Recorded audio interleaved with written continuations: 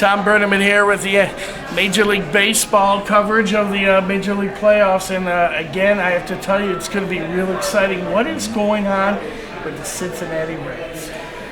Very hard team to figure, and in having the opportunity and be fortunate enough to watch them play pretty regularly, you know, they were a team the first half of the season with huge expectations, won 97 games a year ago, had a devastating opening round loss in the playoffs after winning the first two in San Francisco. They got beat 3 in a row at home and they were out.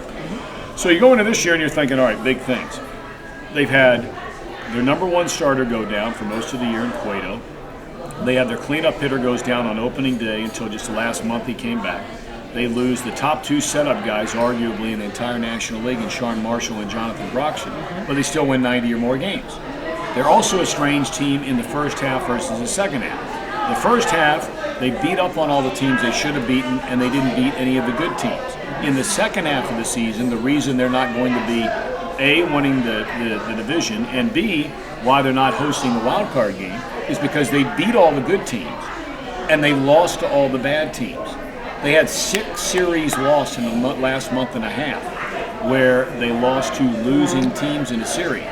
In the same period of time, they beat the Cardinals 4 out of 5 games and they swept the Los Angeles Dodgers. That doesn't make sense. No. It's very similar to what the Detroit Tigers have to offer. They beat the teams that they're supposed to beat. And when it comes to beating very good teams, they struggle. Well, but you know what? Look, you know, the Tigers haven't won the whole thing yet. But, I mean, they've knocked on the door. And when you go into a series to play against them and you know you're going to see Verlander, you know you're going to see Scherzer, and you know what kind of pitching that you're probably going to face. Now, those guys, in Verlander's case, he's not been nearly as good a postseason pitcher as he has a regular season pitcher. We'll find out if that starts to change. And as guys get older, that generally does tend to change.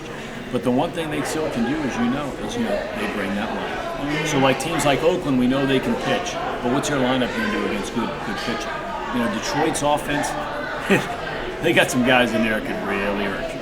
And last question, well, it's really not a question, it's the legendary Thom Brenaman with the call of the 2006 American League Championship Series home run. How does it feel being a part of history here in Michigan? Well, you know what, there's just such great fans. I mean, they're great people. You know, I'm a Midwest guy. I grew up in the Midwest. I live in the Midwest. So even though there's a great rivalry between my home state, the Buckeye State, and right here in Michigan, it's still rock solid people who they love their sports, they love their teams. And hey, if there's one person that'll ever remember me doing that Maglio Ordonez home run from back in the ALCS, and God bless him. Thom Brenaman from Major League Baseball, the Reds TV network, and we'll definitely see him throughout the playoff run. Close up. Is it closed? Is it stopped? Yeah, that's good. Okay, I need you to do... Oh, it's not stopped. Oh, I'm sorry.